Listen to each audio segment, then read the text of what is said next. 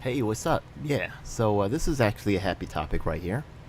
So the thing is, I'm just gonna give you guys a quick introduction to. This is Louis Rossman right here. He's actually quite popular. Let's see his 1.75 million subscribers. So there's a good possibility you know who this is, although it's also very possible you don't know who he is. So the thing is that he's actually a guy, a poor boy made good. He's got that Horatio Alger type story going on to a certain extent, and but really, his story is part of his activism for real, right? Like, so I really feel that way. Um, so let me actually run like because I don't think I'm gonna get him on my show, right? Yeah, I'll talk about some of the different interactions that I've had with his community and maybe even his staff, right?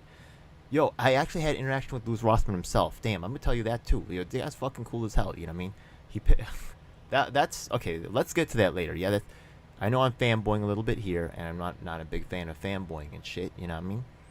But you know, that was just one. I mean, he might be a dick sometimes, right? But honestly, he was mad cool with me. So whatever. Yeah. I'll just tell you, and you guys can make your own decision. Yeah. Look, it was just one interaction, right? So, but he was cool as shit. Anyways, let's get to this thing. So, the first question I usually ask people is I try to understand how they started their activism, what formed their activism, what is their real reason for doing what they do. Now, do I usually don't tell people my whole story because honestly, a lot of my activism is born out of traumatic experiences that I went through. You know what I mean? Actually thinking about it right now, he does actually talk about some of the traumatic experiences that he went through growing up, stuff like that. So it's not all contained in this video. What can I do to help right to repair? But this is actually a very good video. And as I start to explain more about his history and what he's accomplished and what he's done, and his understanding of the topic at hand, I think it's really, even though he's not right seen in the, he has significant credits to his name. So we're gonna get to that in a moment, right? But the thing is that as in terms of like how he started, he was kind of like didn't have a normal job. He started to try to learn to repair, like like a little like he was repairing actually like microphones like this, right? Doing soldering work for a studio, right? Just trying to make it any way he could, getting paid like minimum wage. And then because he was soldering all the time, he ended up like picking up like doing some shit on boards, and then he became a board repair guy. A board repair guy meaning like the board inside your computer or other electronics like your phone and stuff like that. So he would do repairs. And actually, if you take a look at him, right, a lot of activists are actually, I say the ones that trust the ones that's been with you, not the ones that they give you, right? So the thing is that I know there's some people that I hang out with, very very astute, very smart, yeah, very skeptical about a lot of things, and they're skeptical about this guy because they saw him covered in some magazine. They don't believe that you can make it unless you unless you sold out somehow or something's it's a setup. Anything's possible, but really sometimes lightning strikes. Anyways, let's see. Maybe not, right? Yeah, anything's possible. My boys are very good at they suss of a lot of shit. They usually tend to be right, but um, in terms of his start formation, right? What happened was that he ended up creating an online guide to show people how to do repairs on boards and shit. So he saw some things in the industry that also, some inefficiencies and some difficulties in getting some parts. So he streamlined that process and provided a service that was actually been very successful business-wise. So props to him on that, right? But the thing is that he actually open sourced a lot of data right there. He actually open sourced how to do the repairs that he was doing.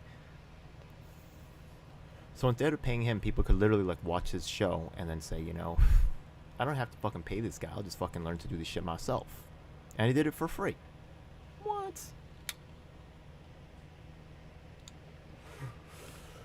His reasons for doing this regardless is the fact of the matter is that he continued to do this work.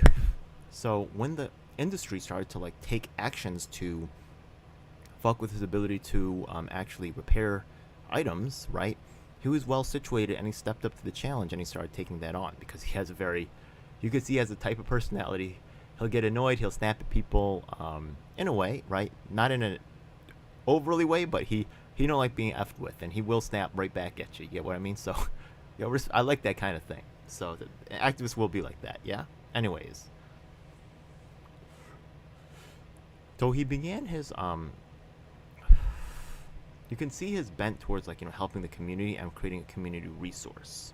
And you might say, oh, he just wants to grow his business. So yeah, of course he fucking does. You know what I mean? There's nothing wrong with that.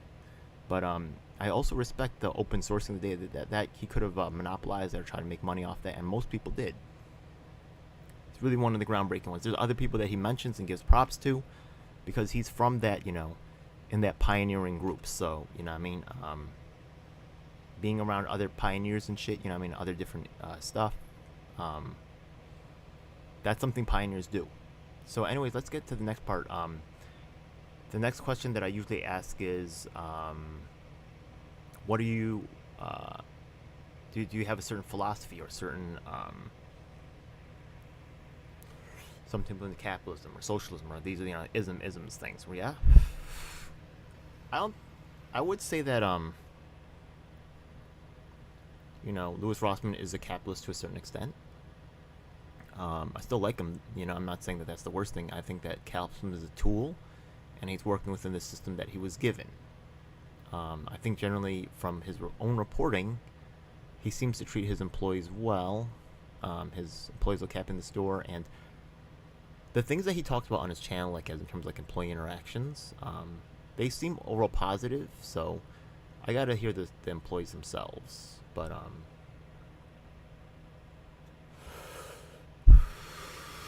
he has employees on camera sometimes. That could be a setup, but the issues that he talks about seem positive for the employees. Like, he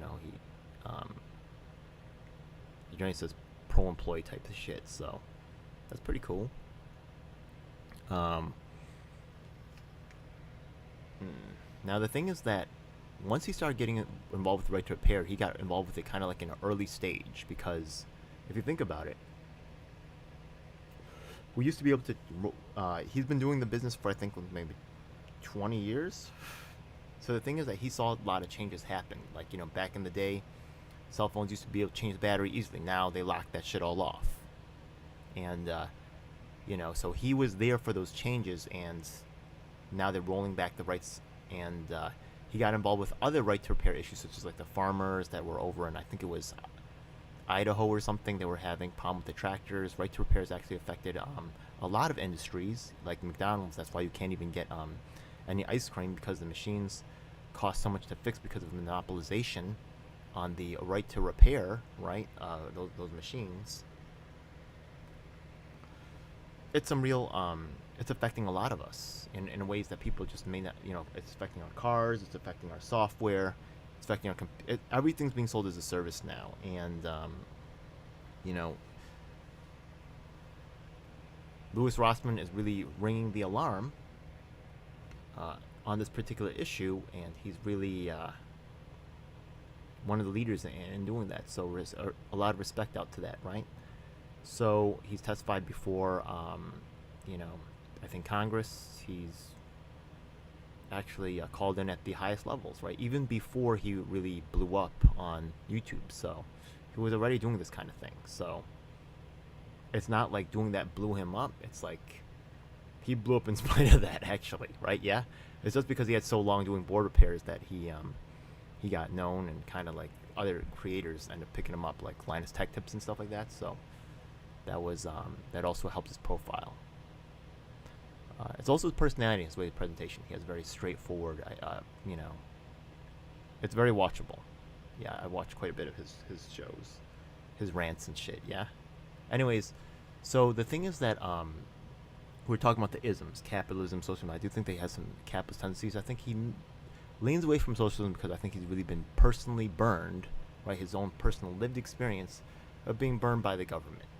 I would say that he skews more towards a libertarian side of things, and but he's also for regulation, right? Yeah, where he's a mask wearer, he's a he wants to follow the rules if there's rules that are there. So that's fine. I mean, he's not like a straight rebel. He's a, I would say he's a generally by the books kind of guy. That's just what he strikes me as, right? Through my watching him. So I would not say like he's an anarchist or anything like that. Maybe more libertarian.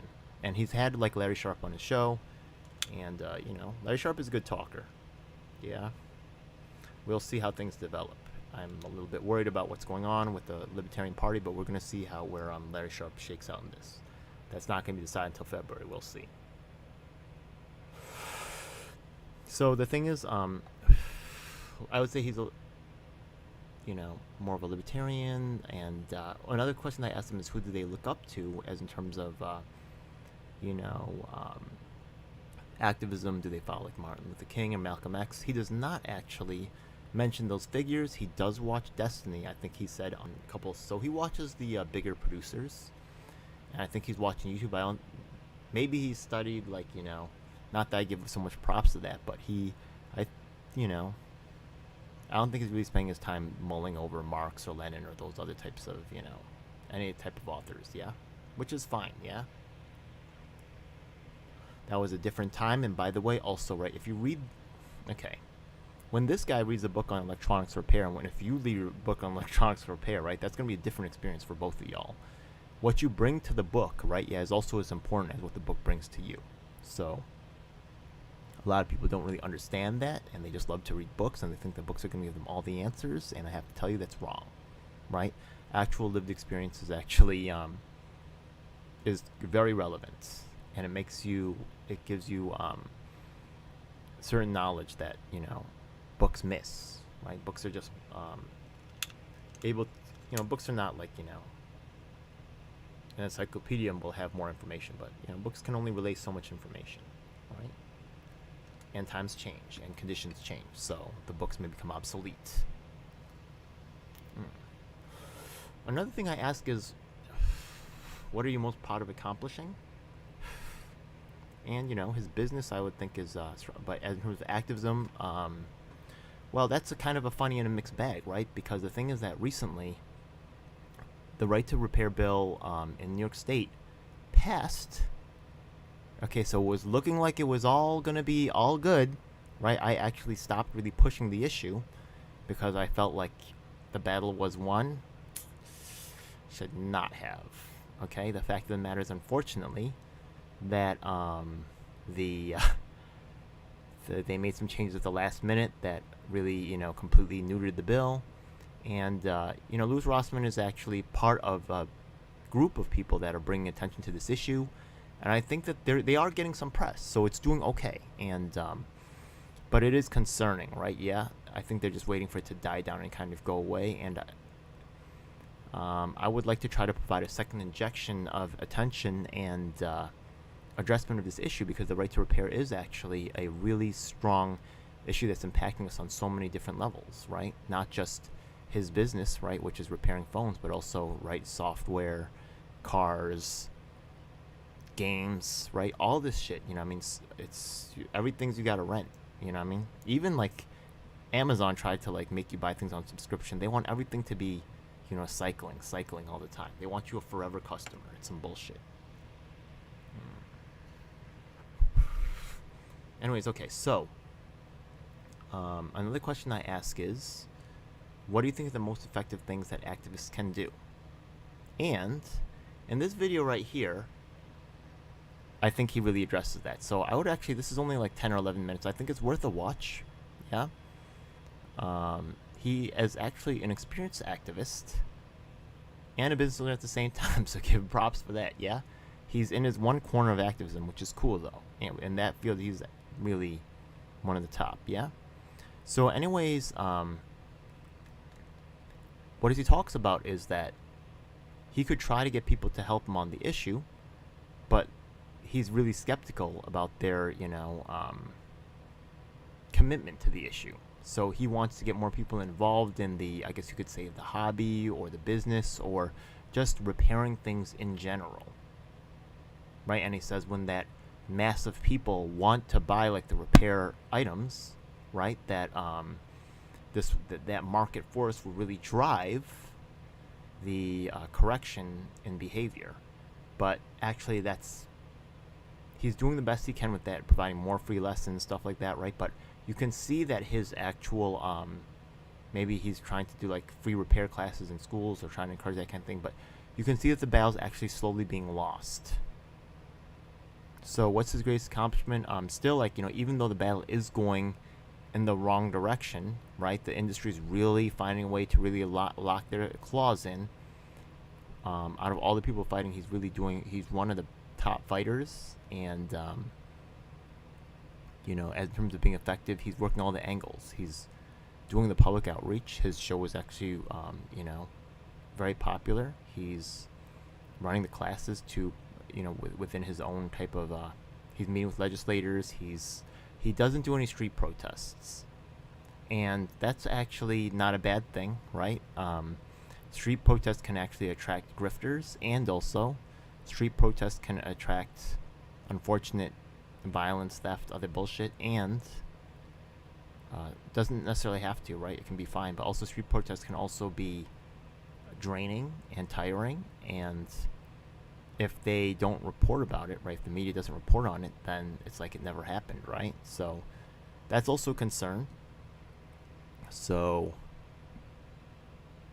I get that it's just a tool in the toolbox, right? The thing is that with continuous protests outside of, City Hall from the first day of the year till February 1st, right? Me and Mark Zafman together, we were, well, it was really mostly Mark, I'll tell you, right? But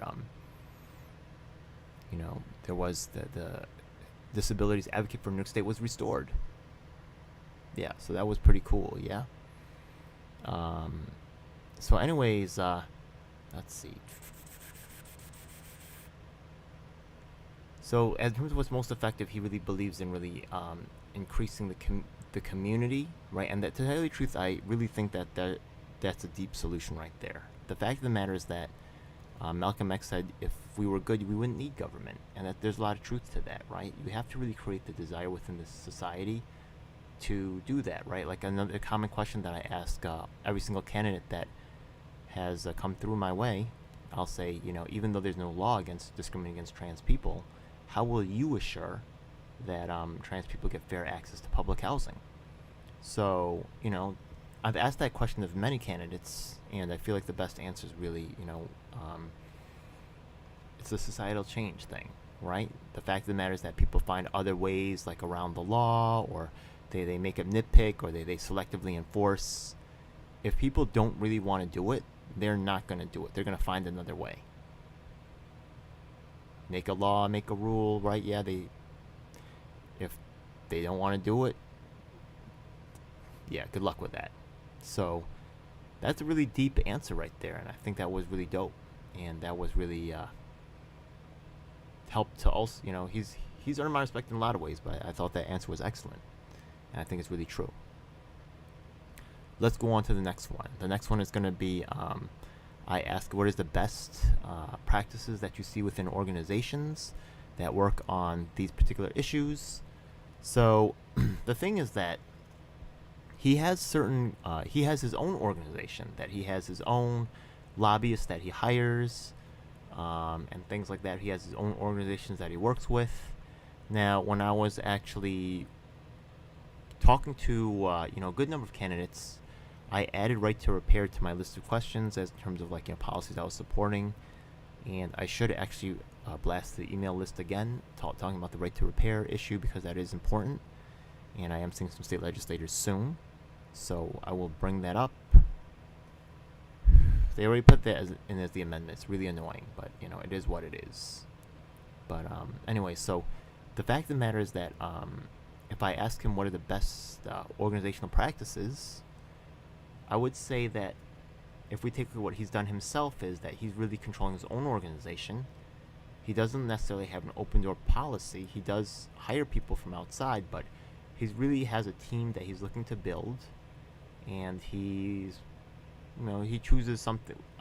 He has his own game plan and strategy, and he chooses people selectively to fill that game plan and strategy versus, just being an open door that lets anybody in. So that's an interesting, it's a business-minded approach, and respect to that, right? As long as the end consumer is satisfied and has voice in it, through reviews, stuff like that, that's good, right? So you can't make everybody happy, but you can do the best. You can do the best you can. So, you know, sometimes he might screw up, but a lot of times I agree with his customer service stories, or his other interactions with other activists, or just producers, or just computer techs or whatever. Yeah. So, any other interesting things about this guy's activism? Oh, well, another thing is that, well, so back in the maybe about 2 years ago, maybe even a year ago, right? Yeah, maybe even before that, right? I was watching this guy because he's been working on, like I said, he's been doing this for a long time, right? This video is 5 years old, right? The word on insecurity and confidence versus the activism, which is 1 year ago. So he's been around for a while. I think more than 5 years. And anyways, I saw what he was doing on Right to Repair, and I thought it was relevant, right? Talking about censorship and right to own things, whatever. So I was watching some other channels at the time, and I wondered why these other progressive channels, right, never really talked about his issue. I think actually, what's his name, Crystal Ball actually mentioned him once, and Larry Sharp had him on, which was, or vice versa, right, which was pretty cool. But really, there's not a lot of media picking up this story.